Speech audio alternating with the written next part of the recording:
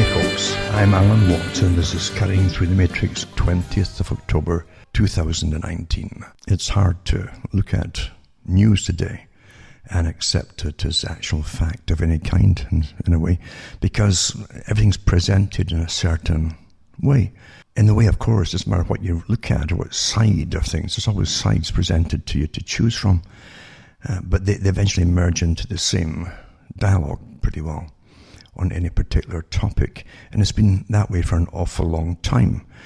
And when it merges together, you're left thinking, oh well, and that oh well, you see, is the proof that you've just been given an opinion, and it might not be the true opinion, but you won't know at the time. You just go along with it. Oh, okay, that's the opinion of experts, and here we are then. Even when you could disregard what you've just read or been told on television, if you watch television, because your own life's experiences living through the same events are completely different.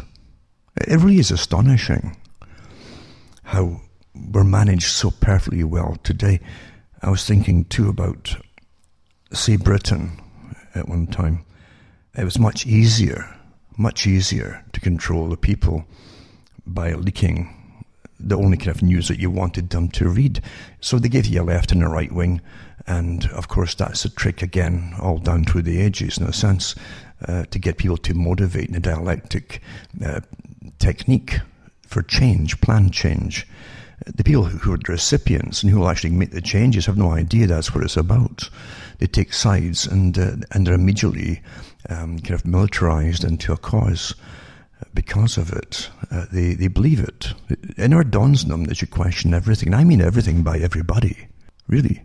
Because it's so important to question everything. There's no one that's infallible here from being conned.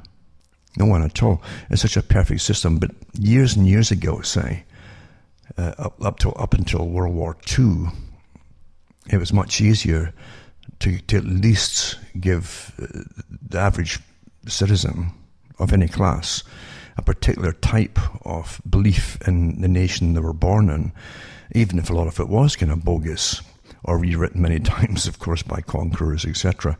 And nations could at the same time paint themselves with glowing colours because they're so wonderfully good to everybody, even when sometimes they went across the planet and pillaged resources. It didn't matter, because the average person thinks that's the way it's always been. I mean, they wouldn't feel guilty about it, because most of the people didn't profit from it at all. In fact, they paid the bills for it all. It cost a lot of money to go across the planet, supplying armies and transport of all kinds to get resources moved around. And you're given a kind of fictitious history. As I've mentioned so many times, it's astonishing to go across the world and you'll see pipe bands, like Scottish pipe bands, played in parts of the US or in Canada, and even in the police bands and things like that, as a kind of remnant of the beginnings in Commonwealth countries, for instance, of the British system. And yet the pipe bands really were created after Culloden, when the Highland Scots, a lot of the Highland Scots, not all of them naturally, have fought against the British forces, they call it, even a lot of the forces were Southern Scots regiments, to support Prince Charles. Prince Charles, that was the young pretender sort of thing, as they called it, because against the takeover of the British crown by William. So it's rather astonishing to see this ingrained partial truth and a lot of mythology too, because, as I say, the Scottish bands as such, like big bands, didn't exist until after that battle, really. They had a few of them for the regiments they created for England, and after Culloden, it was all the regiments played them in the Scottish regiments. Scotland was a recruiting ground for soldiers, for shock troops. That's what it was for. But the average Scot didn't know that either, and didn't give them the 20th century. That they felt proud of these soldiers, even though they had nothing to do with it. understand? These soldiers of the 20th century were fighting other wars, and in the 1800s too, they've been fighting wars across the world for England. I guess the anger, whatever it was, and the terrible slaughter of Highlanders from Culloden was gradually forced out of the history books for a long time. And the clearing, it wasn't just clearing, it was genocide to an extent too for a lot of people, and men, women, and children. That's the truth of it.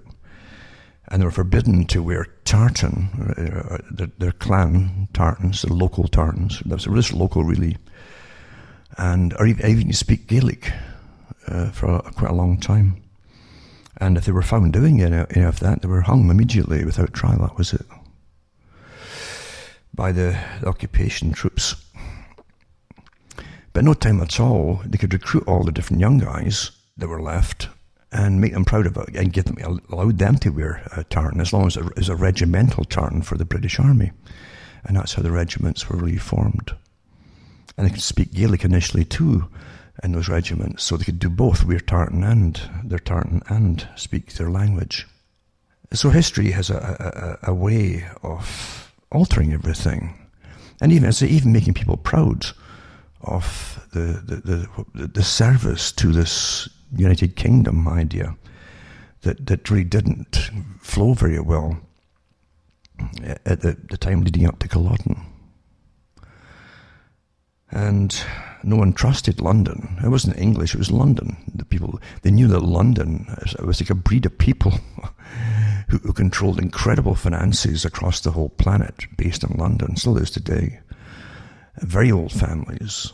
And London was a city-state set up for collecting taxes from all imports and exports. No ship could come up the Thames without paying duties to the City of London. And that's why the bridges eventually were created they would go up and allow the ships to pass through. You couldn't pass through until you paid the tax. So over time, folk forget all that, and they're given a different version of history, of a kind of a benevolent type of mastership over the people. And you accept that. And the higher the schools you go to, the more it's fed to you that you're now joining the ranks of the better type, you see. And that works up wonders with a lot of people. And from those people, they select the future politicians and people who are willing to compromise with the big world agenda, the big goal. But history, as I say, demands of you, your own history, your own time period, demands of you that you forget everything you've witnessed yourself. Don't believe your lying eyes. Here's the version you're supposed to accept, even with 9/11. When they kept replaying on television the collapse of buildings into their own footprint, which can only be done with demolition charges, strategically placed, perfectly placed actually. And the buildings, of course, they never answered why those buildings were supposed to be bomb-proofed. It's astonishing, really, isn't it? It really is astonishing. And there's a lot more to it than that, too. I won't go into it again. I did it ad nauseum a long time ago. But we're told to forget reality and to accept their reality, even though it's kind of distant, like a myth. And that becomes the truth. The myth becomes the truth. You're told to accept it, that this is the version you're supposed to accept, you see. Because out of the event, regardless of who causes it, comes the aftermath. And out of the aftermath becomes it's actually the continuation of a plan to go across the entire Middle East, you know. I mean, most folk don't know, for instance, as I said before, in other talks, that Syria was scheduled for demolishing back in the 1980s, for those who don't know, by the CIA. And it can take time, but they're very patient, the world masters and the revolutionaries, because there's a world revolution going on all the time. And it's not necessarily by those at the bottom who've got placards and so on in the streets. No, it is way above that, way at it's the opposite end of the spectrum, in fact. What you're living through and those who govern you are part of the revolutionary movement. The people that you elect are not the bosses, but they certainly do know that to do what they're told by those who really suffer them. I don't mean by that the population. The population, as I've said many times before, would have no option if they understood truth. And this is why they gave you democracy and voting, that you're getting plundered and used and abused.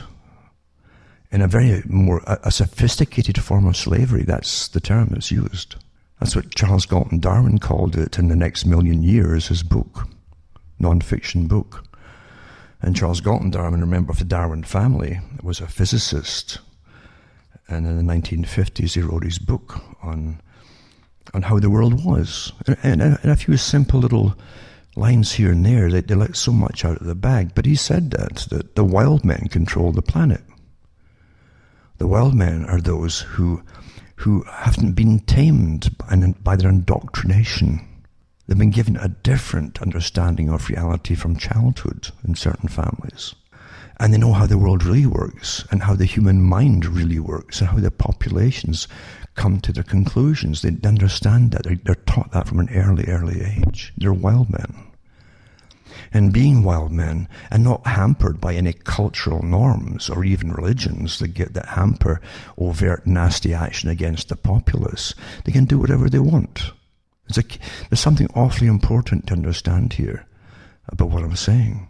The wild men, you're getting presented what they're trying to tell you are wild men, and they present them as geniuses to you, but they're not. They're front people too, with big bucks behind them, all right.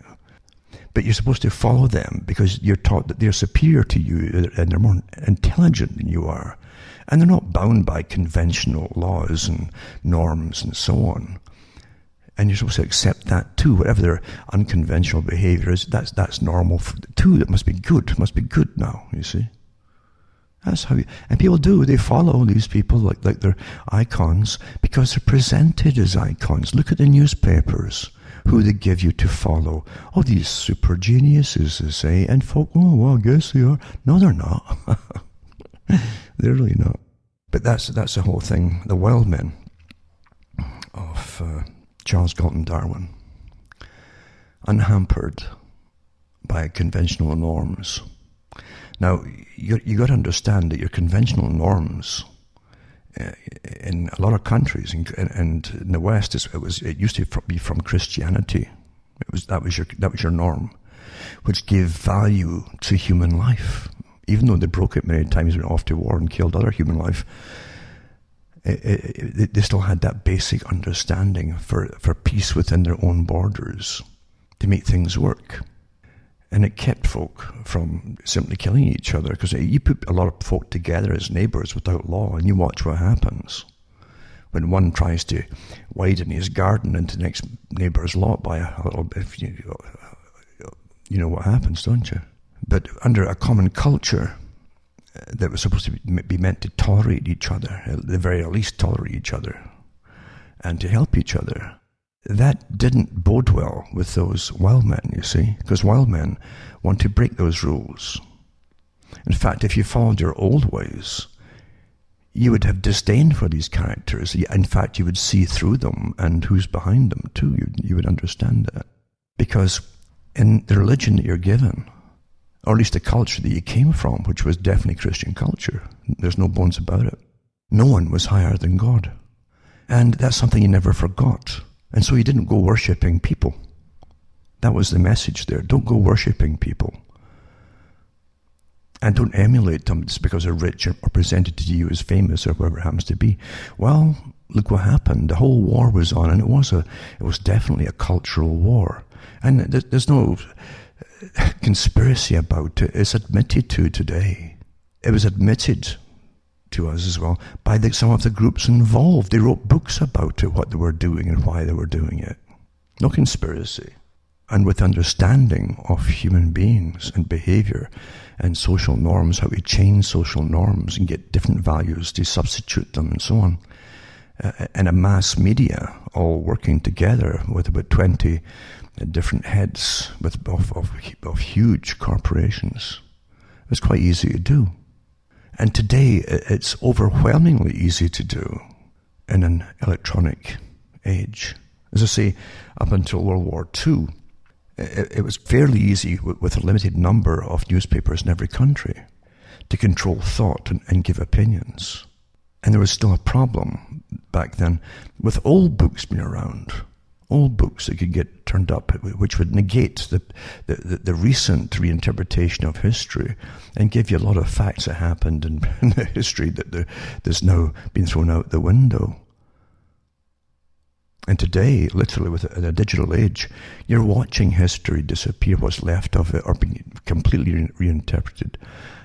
Why would you have to have more and more scholars today, say from in London, in Oxford, different places, coming on the BBC with their own TV shows on how it was, with new interpretations of how it was, when the closer you got to how it was before, surely as a more truthful account of what happened. The further you get away from the event, and so many changes of reinterpretations, then you've got a completely bogus account of the past in modern times. Because everything today is incredibly hyper-politicized. Viciously so at times. And when I say vicious, I really mean it, because you're now into a socialist type of governmental system. Now, socialism sounds good to a lot of people. Well, it's really to forget the old, what you were taught before, of what you've always been taught. Well, it's you get something back from your taxes and to help the poor. You have to go way beyond that to understand what socialism is. It's everything run by science. Not a deity that gives you rights, but science, which labels you, quantifies you, stamps you, good, bad, in between whatever. Good citizen, bad citizen, yada yada. For a system that's a collectivist system run by very rich people above it at the top, by the way, which will manage your life from birth to death. So the idea, you understand, even the poorest folk at one time, it could live in hell. Could live in hell in times of terrible deprivation. In countries like Britain and so on, but they still helped each other out because they didn't have the social work departments back then. They didn't have welfare handouts and so on. And they really did depend on each other to help each other out at times. So friendships were far, far thicker back then to help each other out. Now when government comes in, there's always a catch. And government will come in and take over your life. We'll help you here, but you've got to comply with this, you see. And it's regimented. Then you're told what to do and where you must go, etc., etc., etc. And they're degrading means tests. That's what they used to call it, means tests, before they'd help you out at all. So socialism, remember, is part of a revolutionary strategy. And under the guise of socialism, or apparent socialism, because many of them, again, are fronts for much bigger operations, like communism. And I've said it before, that the Council on Foreign Relations, many of its members have written about it, how they had no problems with communism at all. Carl Quigley said that. And he also talked about the ruling groups that studied intensely and intently communism and how it worked on the masses in the Soviet Union and other Soviet bloc countries. And they studied the Nazi organization in Germany, it was National Socialism, intently too, because they thought that, whatever they learn on how to control the masses, which motivates the masses to follow and behave and do what they're told, is important to totalitarian regimes which are still to come, which we're in today. And true enough, the big banks that run it all, the big system, put it that way, of the World Bank and the IMF and the Bank for International Settlements and your big central banks are all one collective, privately owned. Don't think they're run by they're owned by the government or the people. And you can't get shares in them. That's all spoken for by unknown people. These are the ones who want and demand, through this international revolutionary force that's been going on for centuries, they demand that it runs the world. And they can decide the state of the economy in every country and the level of living in every country. They can bring it down so quickly, as we're watching today with devaluation of currencies globally from a central command, and through different guises such as sustainability. And they've already taught, like Bezmenov, Yuri Bezmenov, who said it takes 15 years at least to get a country ready for a step into deeper socialism or dash communism. You can call it what you want, but it's all the same technique, a collectivist system where you just obey authorities. And we've already had all that. We've been through it all. We've been through the 15 years to 20 years long ago.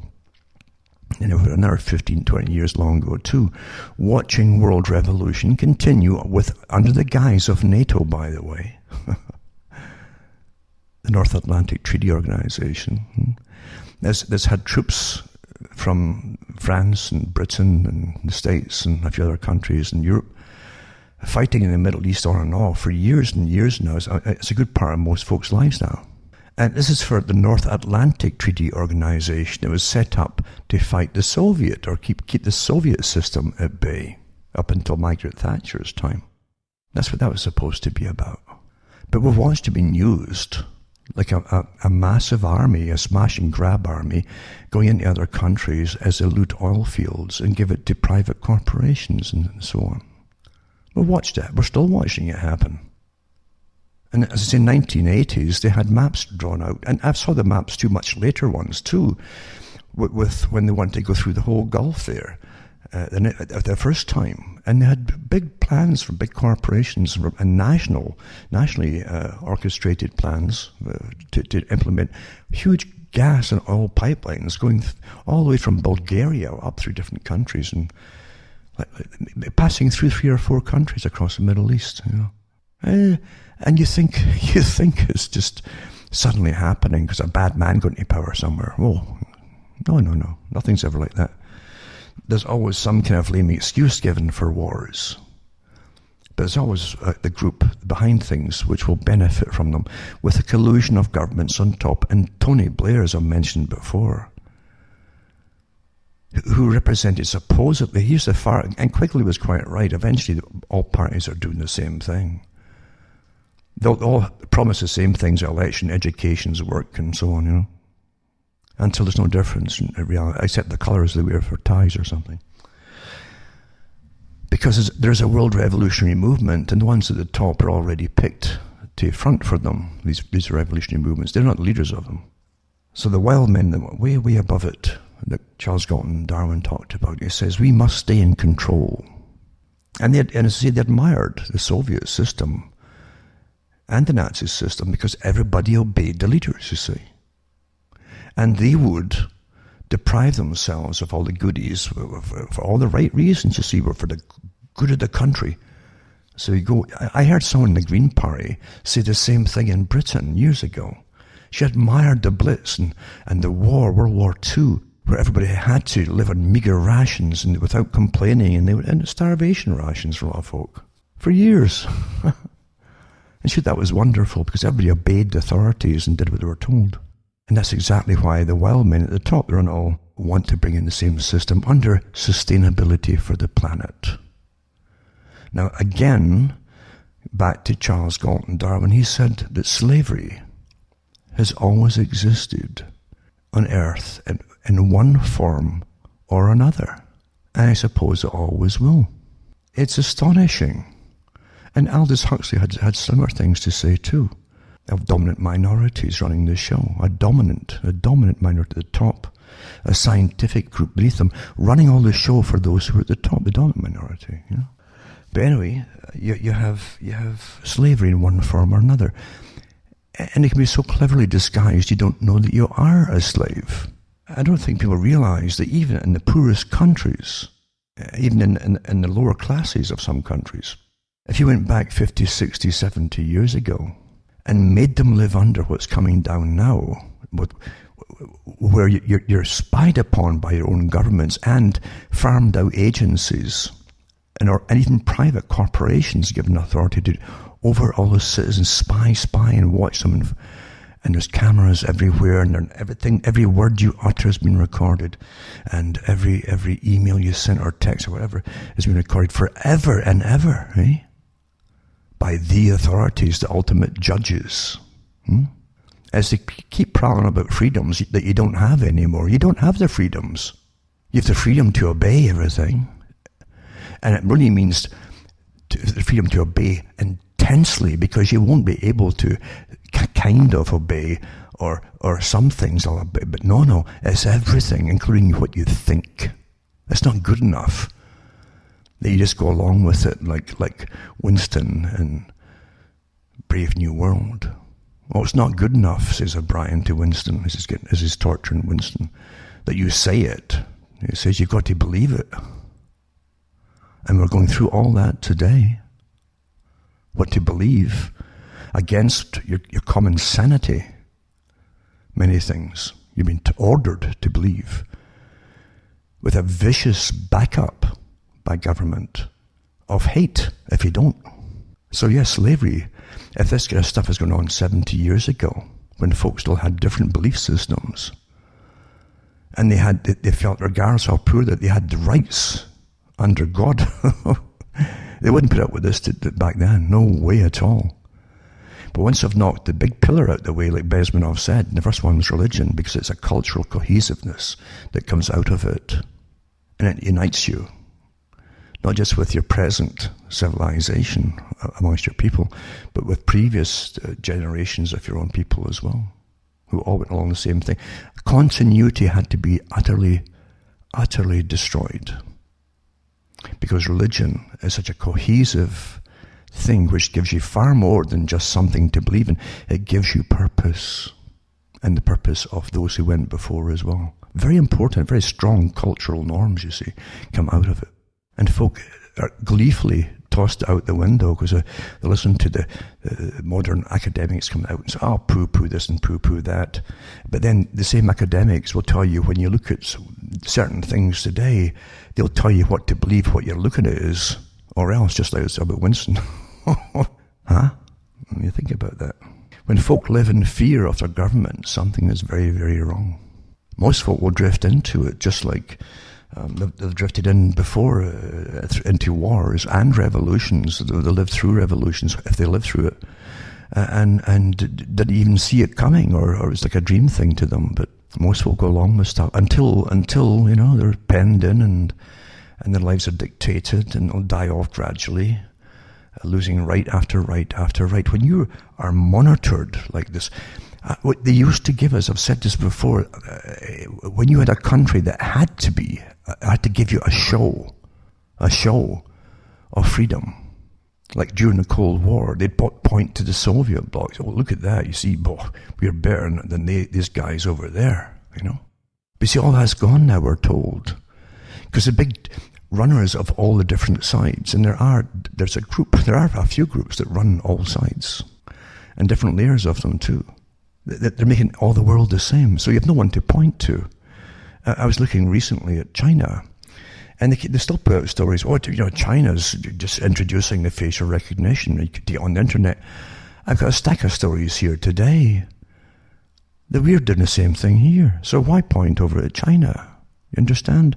You have no one to point to now and say, that's the kind of freedom that I want, because they've all been taken over across the planet, which was always the intention for world governance, as I like to call it. And the social credit system in China is literally full-fledged. Any little, thing that you utter electronically or otherwise, or verbally and audibly, anything at all, will have you banned and punished from whatever, just for commenting on something that's not acceptable to the government. And you can't get on a bus, and you can't have privileges. FCMs are privileged then, you see. A long time ago you had rights, but now you get privileges. That's very, very, very dangerous, folks, to what's left of Western civilization. And it really is hammered, and we're like you wouldn't. I've got chipmunks running around outside, desperate for food for the winter. those little guys. And they're so desperate that, because they're not cute in that sense, because they're desperate to live. That's what they're doing. When they run around, they're looking for food to take and store to get through a winter underground. That's quite a feat, And some of them are ragtagged as well, because they'll strip sometimes the fur off the tails of each other as they scrap with each other, all for the food. That's desperation. That's desperation. And towards the end of the year, but now, before the snow hits, they're more and more desperate than ever. They have little scars in their faces and so on, and yada, yada, yada. And they've run-ins with squirrels too, which are utterly vicious. They're the big mobsters, you see, the squirrels. But it reminds me, looking at them, too, ragtag, that's how society is today. We've been flayed alive almost through incredible wars, ongoing wars. Our minds are bombarded with so much perfected psychological attacks from humanists and behaviorists and psychologists, all employed, and the behavioural insights teams too, by the way. I've given talks on that as well. They're literally the same crew that are running the same things over in China. Dialogue between these groups is incredible. And the public haven't got a clue, but they're frazzled. They know everything's wrong. They know everything's going wrong, and they sense something. The economies are stagnant because they're at the end of the so-called free trade thing, which is a one-way street. China was set up by those who already ruled the West and still rule the West to be the manufacturer for the planet. And China, for about 15 years, it could be renegotiated for another 15 years and another 15 years, didn't have to pay any taxes on their imports from the West. Not that there's many of them, except for raw materials, initially at least. And yet, they could still put taxes on imports of those raw materials. It's a one-way street, stuff all flooding from China now. And it was set up to be that way by the West, by the politicians, and people can't fathom out why their own politicians signed these free trade agreements, because the group that set them all up was the same international revolutionary group that morphed into the Royal Institute for International Affairs in Britain and the CFR in the States. And they have their Asian Pacific group as well, based in Japan and Australia, and other ones across the world. And they have one just for the European Union too. That's what they set up. The same groups that set up, the founders of them set up the World Bank, the same group. The BIS, Bank for International Settlements. They came up with the central banking system. Remember too, Cecil Rhodes and Lord Rothschild in his day, they formed part of that group. And Rhodes talks about that in his own will. And it's a revolutionary group. Presented to their own particular class is wonderful, because they bring a wonder to the whole world of justice. And so every tyrant in the world talks of bringing justice and equality to the planet.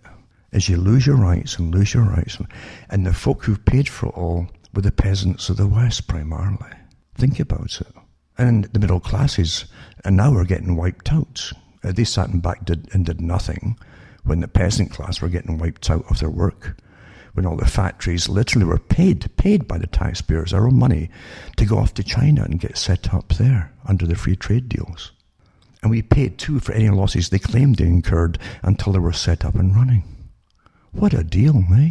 And millions of folk across the Western world were left without work. And your rulers were all sat quiet about it all. Huh? And it was all planned in advance. They knew they'd create massive unemployment. Oh, we'll have retraining for everybody. Yeah, really. For jobs that were no longer there, they'd have retraining for you. And then the older folk died off. They lived through the fights against totalitarian regimes and communism. They're all dying off and so on, all stunned at the end of what the earth is going on. As we go into what appears to be the same kind of system worldwide now. Crisis management, eh? And then the group that had us, the same bunch had us fighting in the Middle East. We know that. To the present day, haven't finished yet. There's a lot of folk living today, that's all they've heard their whole life is even before 9/11, it was a war in the Middle East, Hollywood churned out stacks of movies with very thin plots based in the Middle East with the troops there, but it never ever in any of the movies said why they were over there. Never. It was just taken for granted. Here they are. You know. And people will go and vote again for supposed freedoms and parties and people who supposedly represent them. Who's kidding who? I think it's tomorrow, Monday, that Canada votes again. And Canada really has been playing the left wing for probably since World War II. Remember the idea for communism too, that Bezmenov said, and many others that defected from the Soviet system. They talked about the setting up of a myriad of organizations, starting off with charitable ones. And we know that the charitable foundations or organizations are often funded by the big foundations that fund world revolution.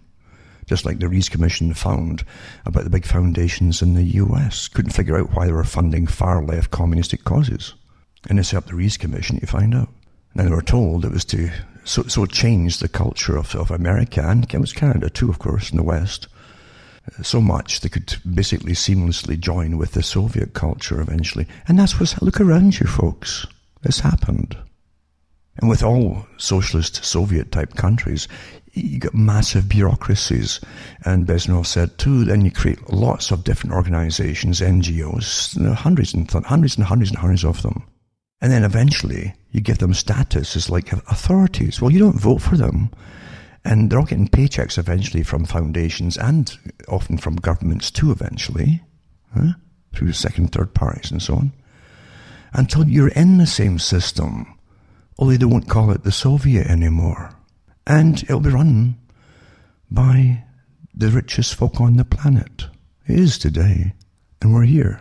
And the indoctrination methods they have today, as I say, are way beyond the newspapers and the occasional books they gave you in school 40, 50 years ago. Way beyond that. Incredible indoctrination. They actually say that youngsters in school won't have much of a chance of escaping them. They'll be noticed. And really, if you're going to be a problem because you're too bright or whatever, you understand too much, like Lord Russell said, the famous Lord Bertrand Russell, he said eventually that we will pick them, grab them at school, and if they won't conform and go along with the grants we'll give them and put my head in scholarship, if they won't go along with the system that we plan for our agenda, he says, we'll have to annihilate them, extirpate, etc. Yes, it's his own book, because otherwise they could convey to their own groups back home what's really happening, and they wouldn't allow that. You're in a totalitarian system, and it's got the wonderful technique of pretending you're mentally ill. That's what they did in the Soviet Union too. I've got articles here about mental health now. It's wonderful. They're going to get more pushes for mental health. This is the Soviet system, because it's not for what you think it is. It's for, what do you think about this? What do you think about that? Questionnaires, and then you're labelled as something. Then you're mandated to have mental health, until you're drugged and zombified like one that flew over the cuckoo's nest. The system you're in will only accept you if you become the robot that they're designing for the new world. This is the new world order. Because only then will they feel safe at the top. I'll touch on a few articles because the time's running out already. I wasn't even going to go into the diatribe again tonight. I try not to prepare these things because preparation, there's something phony about preparation. And so much of what used to be the real free media is completely compromised and turned right back. I came out years ago to try to stop even Americans from falling into the left and right-wing nonsense, and explain to them. And I did. And they had to really, they took a lot of notice on me because they had to suddenly get their leading mouthpieces on the different movements inside the US to follow me for a while. I was telling them about all this stuff, the globalism and so on, and the different treaties have been signed and the future and given the proof. And so that they follow me for a while. And believe you me, everybody tried to win me over, but I tried to stay my own man. No doubt about it. Anyway, I'll touch on a few things here to try to tie it in perhaps with what I've been talking about. Smart cities. Now, most folk think they just it's time for, well, what's wrong with having a smart city? Don't forget Agenda 21, agenda for the 21st century, the whole century, and all the changes that must be implemented and accomplished within this century we're now in. And don't forget the different meetings that they have, like 20, 30. These are only part meetings to see how far they've gotten with the agenda and their quotas for this, that, and the other. And but go into the whole 21st century, and remember, you've all to be taken off the country one way or another through unsustainability, and to put into cities where you will have no private cars and so on. Remember all this stuff, folks? So the big push now is for smart cities, and you think that all came out of just what, thin air?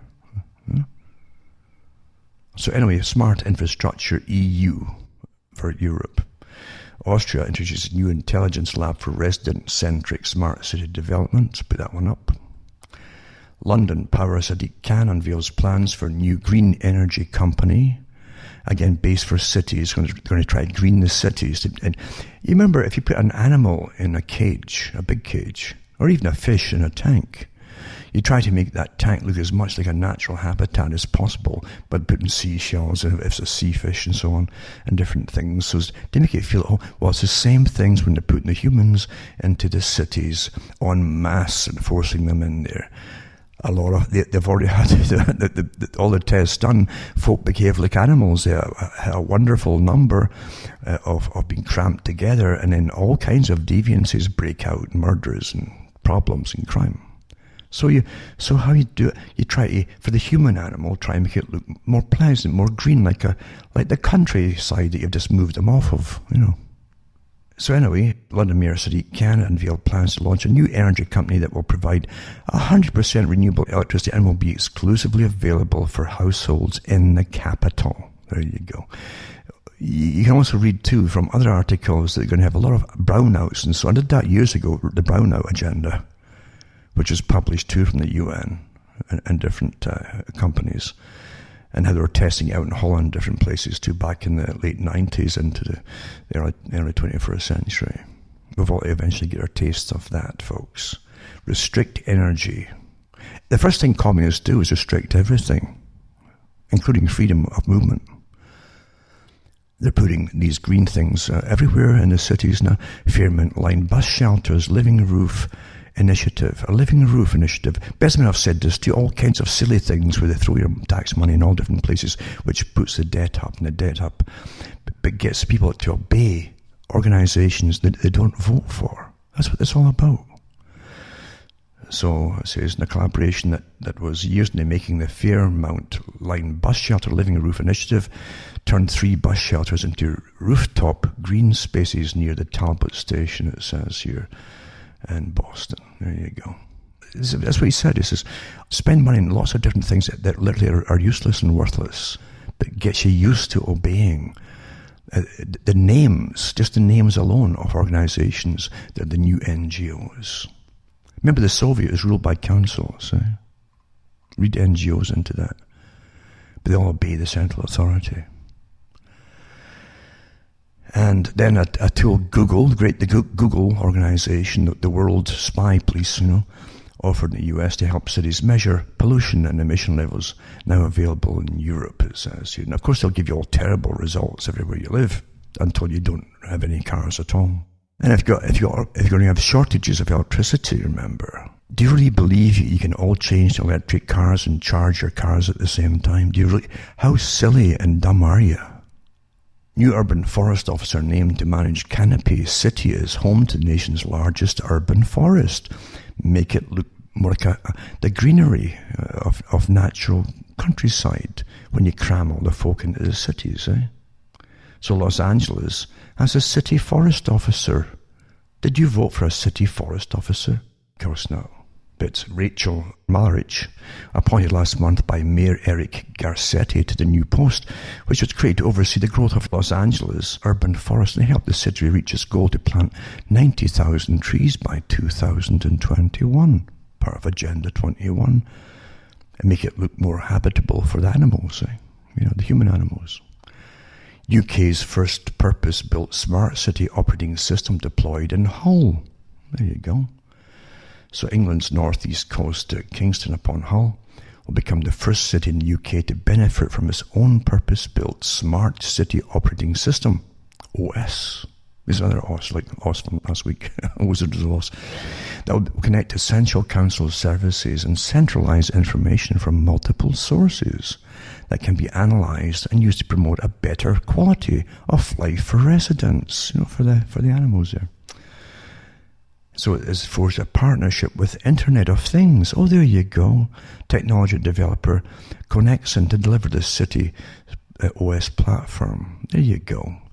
Again, spread all these different organizations and give official titles to private corporations and companies and so on. They eventually become part of the governance of you. Isn't that wonderful? And you don't vote for any of them. But you'll pay for them all. It's impossible, with all the NGOs and groups and so on that they're appointing all the time for years and years and years. Even your government has lost track of them, who they all are. It's not important. It's only important that you start to obey them all, because there's a central management way above government for all of this. And then nearly 100 city mayors announced support of Global Green New Deal at the C40 summit. Isn't that wonderful?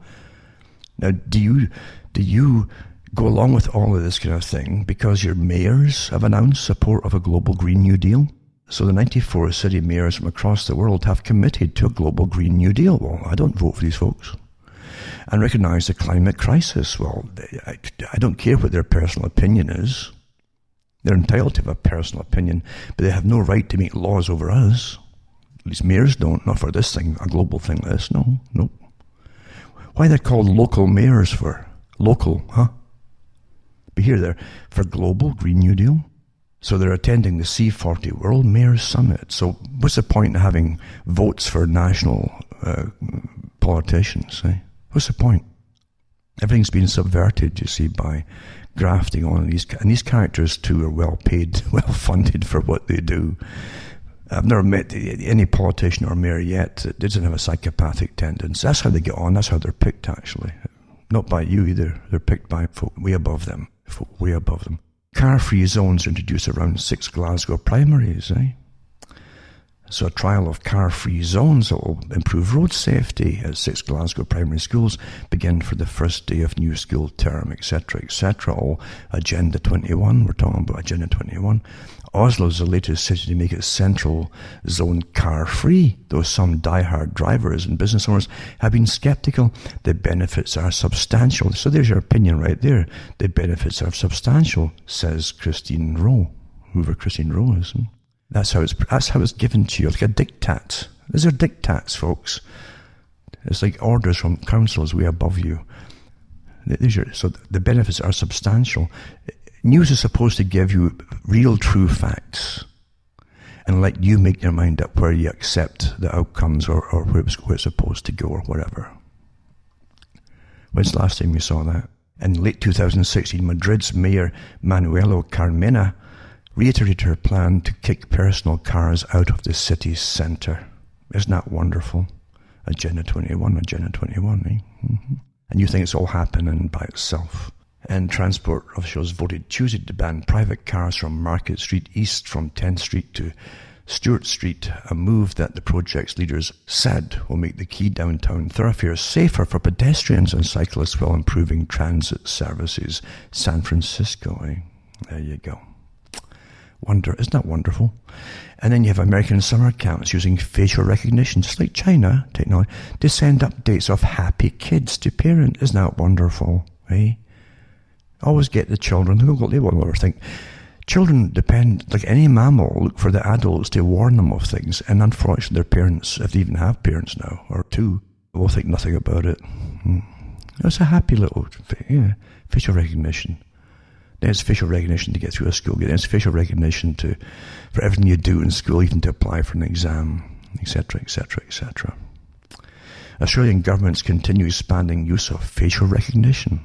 is planning to trial facial recognition technology for enforcing bans on purchasing alcohol. Oh, it's just for purchasing alcohol. It's going to start that way by certain individuals, the West Australian reports. I've never seen a system yet that the police have never said yes to when it comes to it. Of course, because it's all part of the feeding it into this society until you can't turn around or even get into a bathroom without your face. Well, maybe, I don't know. But it says here, another one too. Facial recognition is blossoming field technology. It is once exciting and problematic. It's so exciting. I never even thought about getting excited over that. Did you? If you've ever unlocked your iPhone, and it says by looking at it, or ask Facebook or Google to go through an unsorted album and show you pictures of your kids, you've seen facial recognition in action. Wow.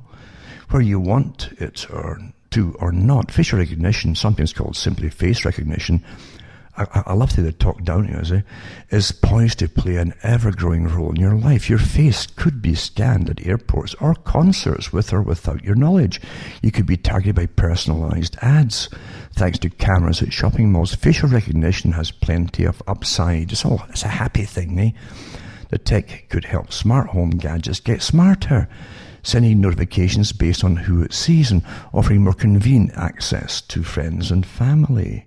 So this is part of a CNET special report. There you go. But it says, but at the very least, facial recognition raises questions of privacy. Experts have concerns ranging from the overreach of law enforcement. Who's the experts? There's nobody more expert in this than every one of you out there that's going to be photographed and watched. You're the experts, folks. You don't need experts to tell you this. Experts are paid to get to go along with things, and so on. But anyway, as I've seen an article telling you about the problems, about privacy and so on, and what there really is. Biometric authentication. And then you have France become first EU country to use nationwide facial recognition ID app. I wonder if that'll go with the Antifa with their masks on. I mean, I guess they'll get away with it probably. And the first public schools in the US will start using facial recognition next week. What a coincidence, across the whole world at the same time, all the articles. Just coincidence, isn't it? Then Toronto police have been using facial recognition technology for more than a year.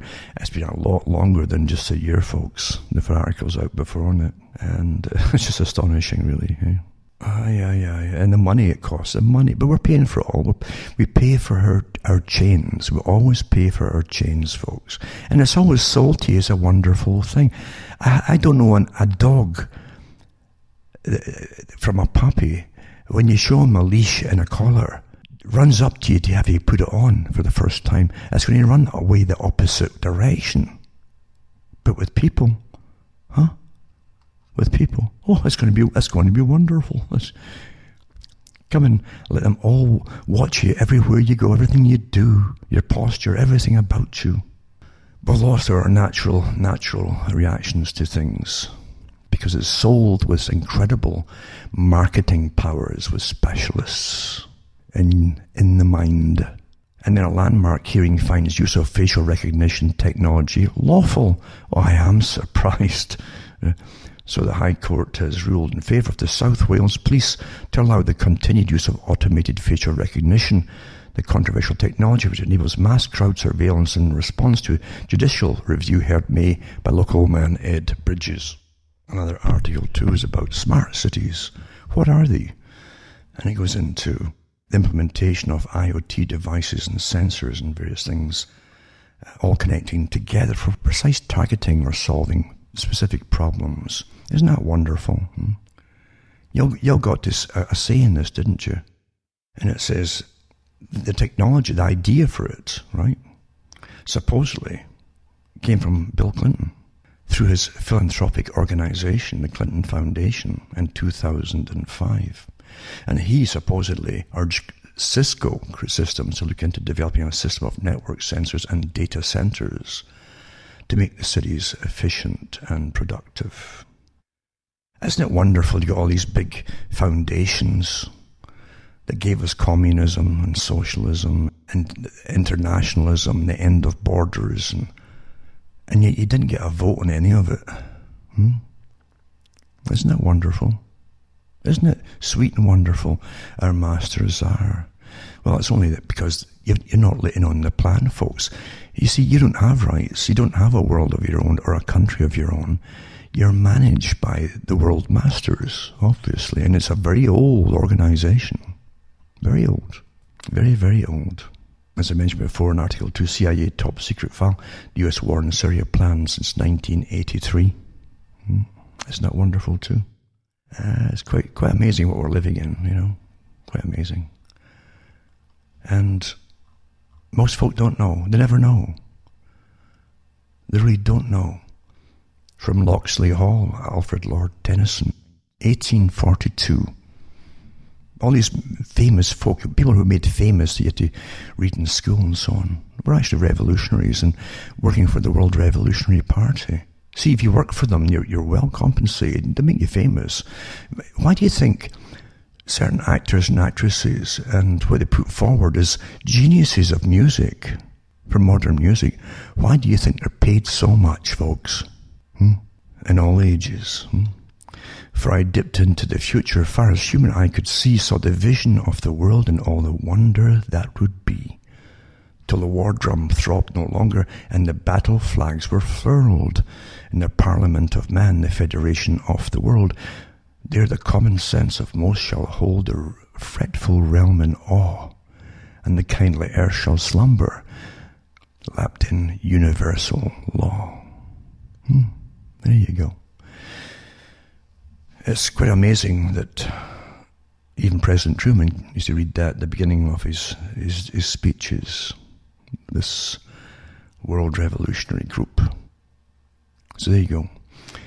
The Federation of the Worlds, the Universal Law, sometimes called the Brotherhood of Man, and you've got to understand that they have different definitions of what man is, and all the rest.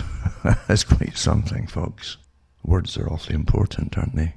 And sometimes they're more important when you just speak them instead of getting caught up in the spelling. And then you can see a different way too if they didn't start spelling. Why do you think they call them spell? They cast a spell. Anyway, that's all I can tuck in for tonight, I think. And I'll get this uploaded in a little while. Remember, you can help me keep going by donating to cuttingthroughthematrix.com. Keep well, all of you, especially those who really are interested in what's really going on. Not just all the politics, all this left-right nonsense that Quigley said would all become the same and has become the same since the 1960s at least. Because that's how we're managed. Otherwise you'd have to have revolutions if you really understood what was going on. And you couldn't vote. You always vote the last rotten lot out of office to get the next hopeful lot in, and then you vote them out next time. This is the con game that they go on with, because the big agenda, they all sign updates to the integration of the same world agenda, regardless of what party you're presented with to vote for. For myself, Alan Watt from Ontario, Canada's good night. May your God or your gods go with you.